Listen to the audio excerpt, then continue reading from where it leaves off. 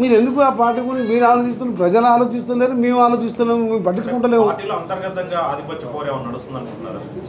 ఇక వాళ్ళ ఆధిపత్య పోరు ఏమి ఉండదండి. ఒకటి రెడ్డి, వెల్మ, బీసీ, యాదవులు ఇవన్నీ కులాలు, కానీ వాళ్ళ దాంట్లో ఏముంటుందంటే అందరూ కూడా ఏ పార్టీలు ఎదురున్నా కానీ అందరూ ఒకటవుతారు.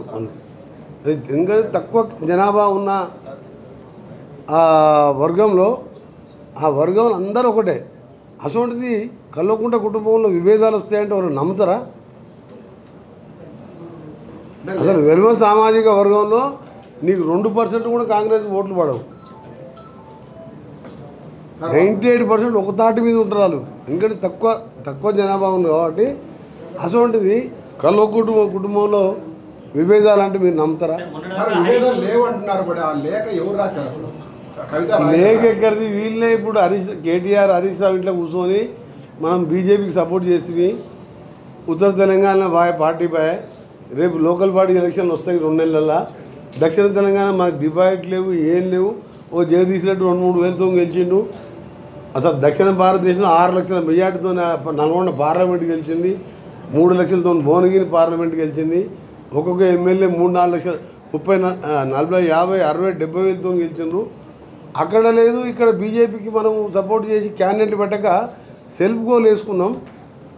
ఇక్కడ మనం పెద్ద బహిరంగ సభ పెడితే ఒకసారి కేసీఆర్, ఒకసారి కేటీఆర్ ఫోటో పెట్టుకునేసరికి ప్రజలలో ఏమొచ్చింది? హరీష్ రావు గారు అసలు మొత్తం హరీష్ రావుని కరివేపాకులాగా తీసుకొని మీటింగ్ మాస్టర్ ప్లాన్ జన సమీకరణ చేసినా సరే, డబ్బులు ఎవరిచ్చినా 500 కోట్లు ఖర్చు పెడితే అంత అవసరం లేదు. 500 కోట్ల ఒక 0 తీసి 50 కోట్లు ఇస్తే అంతకంటే డబ్బులు తీసుకోవచ్చు. ఒక మా నల్గొండలనే రాష్ట్ర వ్యాప్త మీటింగ్ అది. ఒక మా నల్గొండ జిల్లాలో అంతకంటే పెద్ద మీటింగ్ పెడతాం మేము. సార్, బీఆర్ఎస్లో చీలిక వస్తే హరీష్ రావు కానీ కవిత కానీ పార్టీ పెడితే కాంగ్రెస్ పార్టీకి నష్టం జరుగుతుందా? చీలిక లేదు, ఏమీ లేదు. ఇదంతా ఒక డ్రామా. ఆ డ్రామాలో భాగమే ఈ లేఖ. డ్రామా ఆడేది ఎవరైనా రేపు కేటీఆర్ హరీష్ దగ్గరికి పోయి ఎందుకు చేసిండ్రు ఎంత ప్లాను?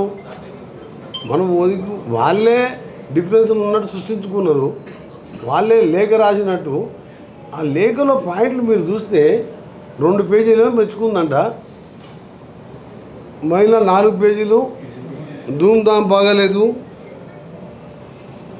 వర్గీకరణ ఎందుకు మాట్లాడలేదు, బీజేపీ 2 నిమిషాలు తిడతారా అని ఒక సుదీర్ఘ చరిత్ర ఉన్న 40-50 ఏళ్ళ అనుభవం ఉన్న కేసీఆర్ గారికి రాసే తండ్రికి లేఖ రాసే అవసరమైంది. ఎయిర్పోర్ట్కి వెళ్ళి ఇవాళ దిగుతుంది కదా. నిన్న లీక్ చేసే బదులు ఇవాళ ఎయిర్పోర్ట్కి వెళ్ళి చక్కగా 8:30కు పోయి మొత్తం జరిగే చెప్పి నువ్వు చేసేది తప్పు, అట్లా కదా ఇట్లా చేసేది చెప్పేది ఉండే కదా. ఈ లేఖల డ్రామా అయ్యింది. ఆ లేఖలో 2 నిమిషాలు ఎందుకు తిట్టావు బీజేపీని అంటే నవ్వుతున్నారు. 2 నిమిషాలు తిట్టేది. నువ్వు అసలు బీసీ గులగల గురించి ఎందుకు మాట్లాడలేదు? ధూమ్ధామ్ బాగాలేదు. ధూమ్ధామ్ చూసి ఓటేస్తారా? వాళ్ళు ఏమనుకుంటారు? ధూమ్ధామ్ చూసి ఓటేస్తారు అనుకుంటారా? దళితులు ముఖ్యమంత్రి చేస్తా, దళితుల 3 ఎకరాలు ఇస్తా, మొత్తం ఒక్కొక్కరి జీవితంలో బంగారు తెలంగాణ చేస్తా. ఎట్లా మోసం చేసిందంటే అట్లా మోసం చేసి ఒకసారి, రెండోసారి పోలింగ్ ముందు రోజు రైతు బంధు చేసి అధికారంలోకి వచ్చింది తప్ప తెలంగాణ ఉద్యమంలో కానీ తెలంగాణ రాష్ట్ర ఏర్పాటులో 4 కోట్ల మంది పాత్ర ఉంది.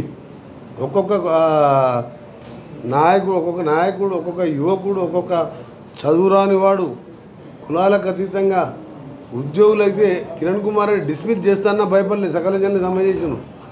నేను ఉద్యోగంలో మంత్రి పదవి రాజీనామా చేసినప్పుడు వాళ్ళమ్మడి తిరిగేది. వారు చాకులో బట్టలు ఉతుకోలేదు, మంగళలో కటింగ్ షాపులు తెరవలేదు. సకల జనులు సమ్మె చేస్తే ఇంతమంది పిల్లలు చచ్చిపోతుంటే ఆంధ్రప్రదేశ్లో పార్టీ వద్దనుకున్నా పోయినా సరే అని చెప్పి తెలంగాణ ఇచ్చింది. ఈయనది ఏముందల్లా దళితులు ముఖ్యమంత్రి చేస్తా అది అనేసరికి ప్రజలు లేకపోతే డబుల్ బెడ్రూమ్ కట్టిస్తా, కాంగ్రెస్ వాళ్ళు కట్టేయని మొత్తం పిట్టగోడల్లాగా ఉన్నాయి. ఈ మొత్తం కట్టే ఇల్లు మొత్తం పండుగకు అల్లుడు బిడ్డ వస్తే సపరేట్ రూమ్ చేయొచ్చు, డైనింగ్ హాల్, కిచెను, అది మొత్తం ఇట్లా సినిమాగా చూపించినట్టు చూపించి 107 బహిరంగ సభలో చెప్తే ఓసారి రైతు బంధం మోసం చేస్తే వేసింది తప్ప ఆయన తెలంగాణలో ఏముంది? నాకంటే తక్కువనే పాత్ర. నేనంటే పదవి వదిలిపెట్టుకొని మనం తీసుకోవాలి. 3 ఏళ్ళ మంత్రి పదవి ఉండే. నాకు అందరూ చెప్పి నువ్వు అనౌన్స్ చేసింది కదా ఇప్పుడు తీసుకోను నువ్వు అన్నది. నేను తెలంగాణ రాష్ట్రంలో తీసుకుంటా అని చెప్పిన. అందుకనే నేనైతే దీన్ని ఒక జోక్గా తీసుకుంటున్న లెటరు మా నాయకులకు కూడా చెప్తున్నా. మీరు పెద్ద ఇప్పుడు చామల కిరణ్ కుమార్ రెడ్డి గారు చెప్తే నీ అన్న అరే అంతా అది కామెడీ